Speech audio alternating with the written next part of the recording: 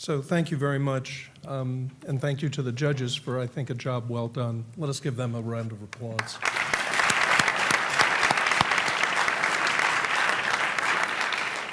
I'm just going to talk to you for just a few minutes before I announce the winners, but the thing I'm struck by as somebody who's held positions in both the public and the private sector is, well, let me put it in context. I spent about 20 years as counsel to Salomon Brothers and Citigroup, cleaning up after other people's messes.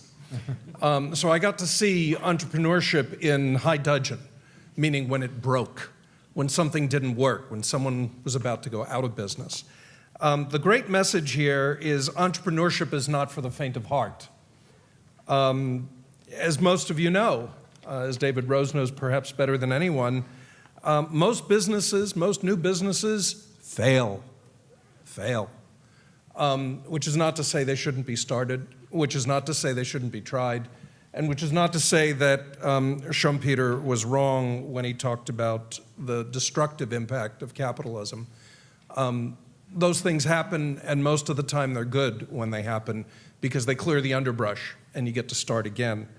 The observation I'd like to leave you with is not simply that pitches are electric, and you heard that, and as was said, part of it is presentation and part of it is the meta idea that's behind it.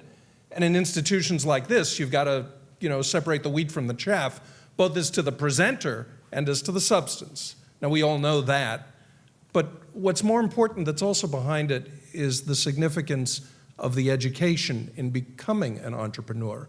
In this day and age, more and more, it is becoming professionalized. And I think that is for the good. It is true that most businesses fail. It is also true that they fail for easily curable reasons. And you got a sense of that tonight. Pitches have to be quick, and pitches have to be clean. There's clarity and brevity, as one of the speakers said, and clarity and brevity applies to all of us. Educational entrepreneurship is all about the educated entrepreneur. Like Cy Sims, they're the most successful business person.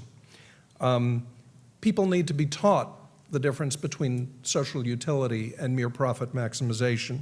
People need to debate whether or not those two can be combined. Financial planning matters. Organizational management matters. Mission statements matter. Websites matter. Legal matters. And all those things are teachable. What is not teachable is the ideation, coming up with a great idea. And that you just need to keep fishing and hope that you've got the judgment to see the difference. All that brings me to one point, and then I'll read the winners. And that is, I think Bruce Bochenheimer here has done just a tremendous job, keeping this alive for 7 years, doing it year in, year out. And as a trustee of Pace University, I can't tell you how proud I am that this happens here every year. So to Bruce, thank you.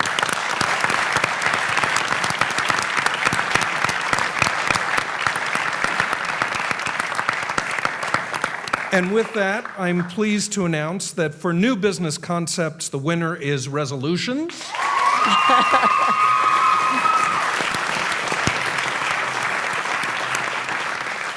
And on the social welfare side, mallow traders.